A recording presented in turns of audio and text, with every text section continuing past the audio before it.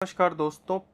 प्रधानमंत्री जी ने 15 अगस्त को एक नई योजना की घोषणा की, जिसके तहत युवाओं के खातों में, सही सुन रहे हो आप, युवाओं के खातों में 15,000 रुपए की राशि पहुंचेगी। अब ये राशि कैसे पहुंचेगी, किसको मिलेगी और क्या क्या इसके लिए डॉक्यूमेंट्स वगैरह चाहिए होंगे, ये सब इस वीडियो में तो जो योजना है उसका नाम है PMVBRY, यानी प्रधानमंत्री विकसित भारत रोजगार योजना। योजना का जो लक्ष्य है वो ये है, आने वाले 2 सालों में 3.5 करोड़ नौकरियां पैदा की जाए। अब ये नौकरियां गवर्नमेंट सेक्टर में नहीं होंगी, सरकारी सेक्टर में नहीं, बल्कि प्राइवेट सेक्टर में पैदा, यानी 1 अगस्त 2025 से 31 जुलाई 2027 तक अगर आप नई नौकरी ज्वाइन करते हैं तो आपको और आपके एम्प्लॉयर दोनों को ही इस स्कीम का फायदा मिलेगा। कैसे, चलो जानते हैं। देखो, जारी कौन कर रहा है, तो इसमें कर्मचारी भविष्य निधि संगठन जो EPFO है वो इसको लागू करेगा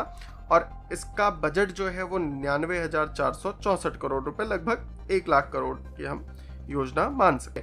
योजना का फायदा उसी को मिलेगा जिसकी सैलरी 1 लाख रुपए से कम होगी, जो कि भारत में अधिकांश लोगों की है। ठीक है, कुछ एक लोगों को छोड़ दें, कुछ प्रतिशत को, 1-2% ही लोग होंगे जिनकी इससे ज्यादा होगी, अधिकतर की कम ही। योजना 2 पार्ट्स में बटी हुई है। पार्ट ए की पहले बात कर लेते हैं, जिसमें जो एम्प्लॉय है, नौजवान है, उनको फायदा होगा।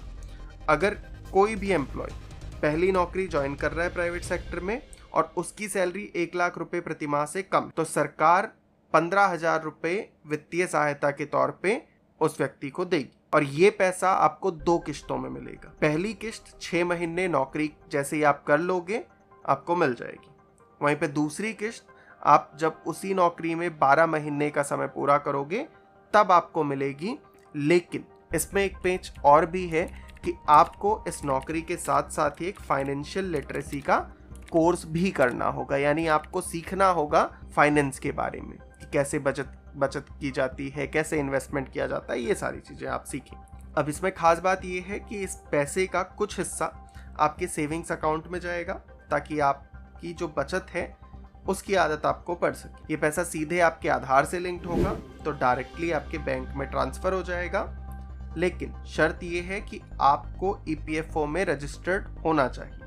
तो यानी अगर आपकी कोई नौकरी लगी है और वहां पे आपको अगर EPFO में रजिस्टर नहीं किया जा रहा है तो फिर आपको इस योजना का लाभ नहीं मिल पाएगा। और एक शर्त ये भी है कि आपकी ये पहली ही नौकरी होनी चाहिए, यानी पहले PF अकाउंट नहीं होना चाहिए। नौकरी कोई भी हो, अगर PF पहले नहीं कट रहा था और अभी पहली बार कटना शुरू हुआ तब भी आप इस योजना का लाभ उठा सकते हो। देखो, अब बात करते हैं पार्ट 2 की, कि जिसमें एम्प्लॉयर्स को, नियोक्ताओं को फायदा होगा। तो उनको क्या फायदा होगा, अगर उन्होंने किसी नए कर्मचारी को रिक्रूट किया है इस टाइम पीरियड में और उसकी सैलरी 10,000 रुपए तक है तो 1,000 रुपए प्रति माह मिलेगा।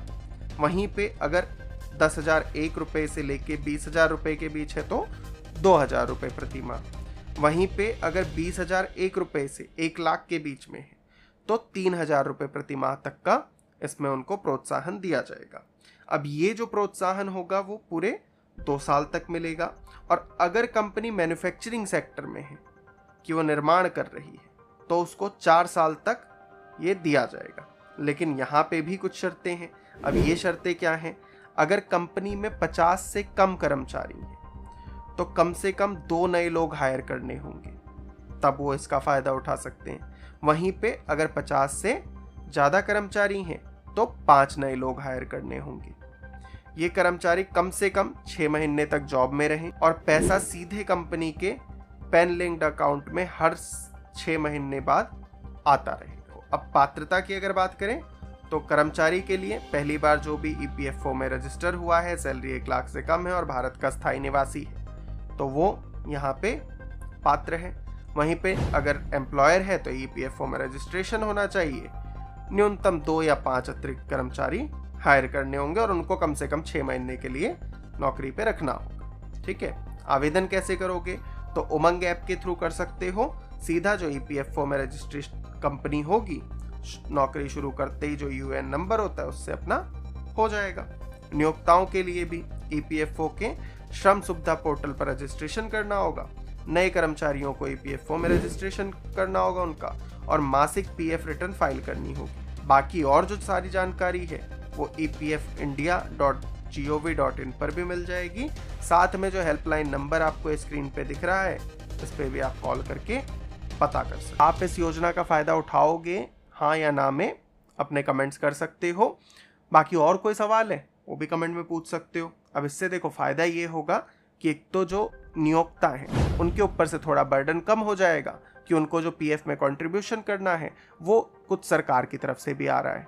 वहीं पे जो एम्प्लॉयज़ है उनका फ़ायदा ये हो गया कि उनकी 6 महीने की एक तो जॉब सिक्योर हो गई, क्योंकि एम्प्लॉयर को अगर फ़ायदा चाहिए तो 6 महीने तक कम से कम रखना पड़ेगा, है ना। तो वो सही से अगर काम करते हैं तो जल्दी उनको जॉब से नहीं निकाला जाएगा। और वहीं पे क्योंकि 2 से 5 लोगों को रखने की शर्त रखी गई है तो ज़्यादा से ज़्यादा नौकरियों का क्रिएशन। आपकी इस बारे में क्या राय है, कमेंट में अपनी राय जरूर रखें। चैनल पे नए हैं सब्सक्राइब कर लीजिए। इसी तरीके की अन्य वीडियोस के लिए मिलते हैं आपसे नेक्स्ट वीडियो में। तब तक के लिए अपना और अपनों का बहुत सारा ध्यान रखिए।